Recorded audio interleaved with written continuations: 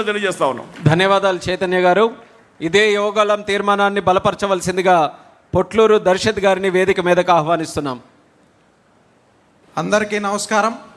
2014లో విభజన జరిగినటువంటి రాష్ట్రంలో ఉద్యోగాలు పరిశ్రమలు లేక ఆనాడు ఆంధ్రప్రదేశ్ అంధకార ప్రదేశ్గా మారితే ఆనాడు మనకు కనిపించినటువంటి ఏకైక ఆశాదీపం బ్రాండ్ సిబిఎన్. ఆనాడు యువత సామర్థ్యాన్ని నమ్మిన ఏకైక నాయకుడు నారా చంద్రబాబు నాయుడు గారు. ఆ నమ్మకంతో యువతకి మనం నైపుణ్యాలు అందిస్తే ప్రపంచమే అవకాశాలు ఇస్తుందని భావించి ఆనాడు పరిశ్రమలకు కావాల్సిన నైపుణ్యాలని యువతకు అందించడానికి స్కిల్ డెవలప్మెంట్ కార్పొరేషన్ ఏర్పాటు చేసి తద్వారా సిమెంట్స్ వంటి అంతర్జాతీయ సంస్థల సహకారంతో రాష్ట్ర వ్యాప్తంగా ఉన్నటువంటి ఇంజనీరింగ్, డిగ్రీ, పాలిటెక్నిక్ విద్యార్థులందరికీ కూడా నైపుణ్య అభివృద్ధి చేసి వారందరికీ కూడా 2019 వచ్చేసరికి లక్షలాది రూపాయలు వచ్చే ఉద్యోగాలు ఇచ్చి ఆనాడు ఉన్నటువంటి యువత అందరికీ కూడా లక్షలాది మందికి నైపుణ్యాభివృద్ధి చేసినటువంటి ఘనత చంద్రబాబు నాయుడు గారిది. మరి ఆనాడు మనం చూసుకున్నట్లయితే విభజనతో నలిగిపోయినటువంటి రాష్ట్రానికి మరి ఒక నైపుణ్య విప్లవం ద్వారా కొత్త ఊపిరులుది ఇండియా స్కిల్ రిపోర్ట్లో సైతం ఆంధ్రప్రదేశ్ని అగ్రభాగాన్ని నిలిపిన నాయకుడు మన నాయకుడు నారా చంద్రబాబు నాయుడు గారు. అదేవిధంగా 2019లో మనం చూస్తే ప్రతి కారేచ్చుతో రగిలిపోయినటువంటి నాటి పాలనలో యువత పడినటువంటి ఇబ్బంది, నైపుణ్యాభివృద్ధి కేంద్రాలన్నీ కూడా నిర్వీర్యమైపోయాయి.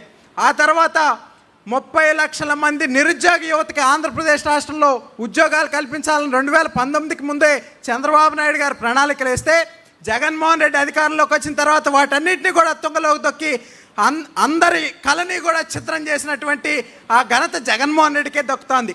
తన పాలనలో 2400 మంది యువత ఆత్మహత్యలు చేసుకున్నారు ఉద్యోగాలు లేకంటే. ఈ రాష్ట్రంలో అది కేవలం సంఖ్య కాదండి. 2400 మంది తల్లుల కడుపు కోత, 2400 కళ్ళకు జరిగిన అంత్యక్రియలని ఈ సందర్భంగా నేను తెలియజేస్తా ఉన్నా. అదేవిధంగా కక్ష రాజకీయాల్లో భాగంగా అక్రమ స్కిల్ కేసులో మన నాయకుడిని 53 రోజుల పాటు అరెస్ట్ చేసి జైల్లో పెట్టగలిగారు. కానీ ఆయన విజన్ని, ఆయన పట్టుదలని, ఆయనకున్నటువంటి ఆలోచనలు మాత్రం జగన్మోహన్ రెడ్డి నిర్బంధించలేకపోయాడు అన్నాడు.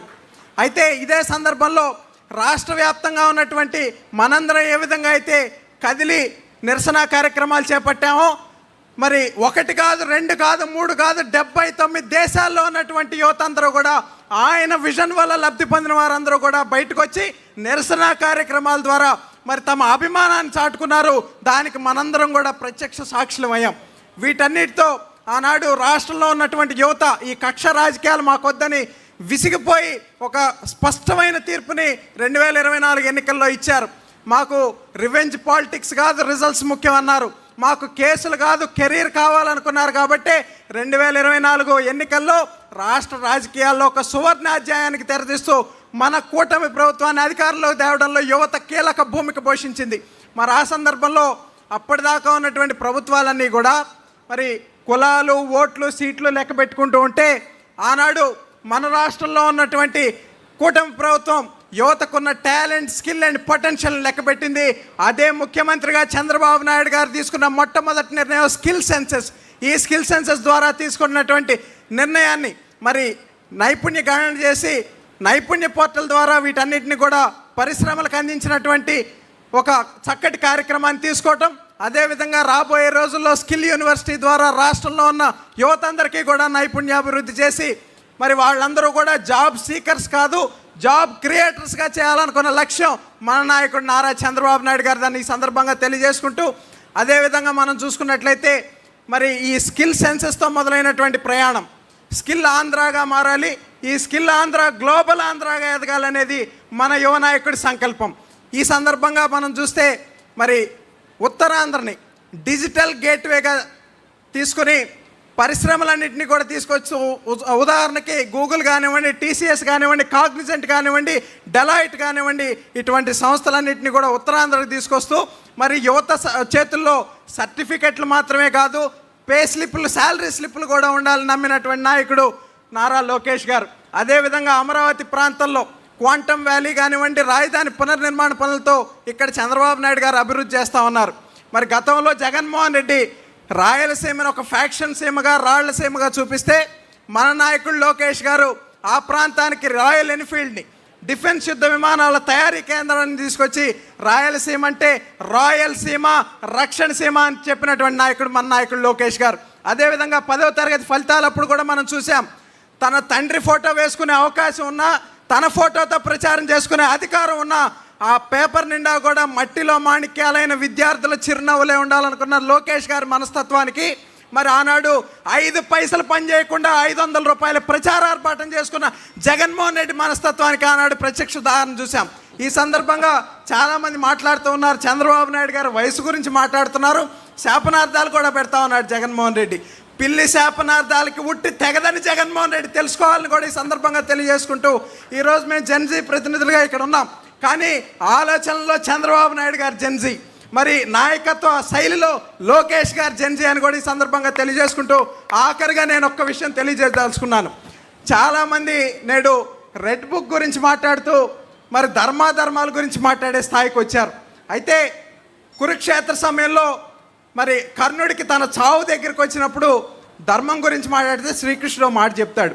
కౌరవ సభలో పాండవులను అవమానించినప్పుడు, ద్రౌపదీదేవిని వివస్త్రణ చేసినప్పుడు, అర్జునుడిని అవహేళన చేసినప్పుడు గుర్తురాని ధర్మం నువ్వు ఈరోజు నీకు గుర్తొచ్చినప్పుడు నిన్ను కాపాడే ధర్మం కాదు, నువ్వు పాటిస్తే కాపాడే ధర్మం అంటాడు. ఆంధ్రప్రదేశ్లో 151 మంది కౌరవ సభలో చంద్రబాబు నాయుడు గారిని బాధ పెట్టినప్పుడు గుర్తురాని ధర్మం, భువనమ్మను అవమానించినప్పుడు గుర్తురాని ధర్మం, లోకేష్ అన్నను అవహేళన చేసినప్పుడు గుర్తురాని ధర్మం నేడు గుర్తొచ్చిందంటే ఎవడి కర్మకి వాడే బాధ్యుడని ఆనాడు భగవంతుడైన శ్రీకృష్ణుడు చెప్పాడు. ఈరోజు ప్రజాస్వామ్యబద్ధంగా దాన్ని లోకేష్ అన్న అమలు చేస్తాడని ఈ సందర్భంగా తెలియజేసుకుంటూ అందరికీ ధన్యవాదాలు. జోహార్ ఎన్టీఆర్, జై తెలుగుదేశం. చాలా అద్భుతంగా మాట్లాడాడు మన పొట్లూరు దర్శత్. మహాభారతం నుంచి జెన్సీ వరకు ఏ చాప్టర్ను కూడా వదలకుండా ప్రస్తుతం ఉన్నటువంటి రాజకీయాలకి అద్దం పెట్టే విధంగా చాలా చక్కగా వర్ణిస్తూ ఈరోజు ప్రస్తుత రాజకీయ పరిస్థితుల్ని, జెన్జీ తాలూకా ఆలోచనల్ని ఈరోజు స్పష్టంగా మహానాడు వేదిక ద్వారా ప్రవేశపెట్టాడు. మరొకసారి ధన్యవాదాలు తెలియజేస్తూ ఇదే యువగల తీర్మానాన్ని బలపరచడానికి సీనియర్ నాయకులు పెద్దలు అమర్నాథ్ రెడ్డి గారిని మాట్లాడవలసిందిగా కోరుతున్నాం.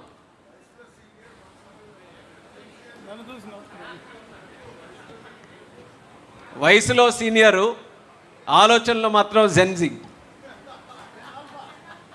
నేను చంద్రబాబు నాయుడు గారి శిష్యుడు కదా.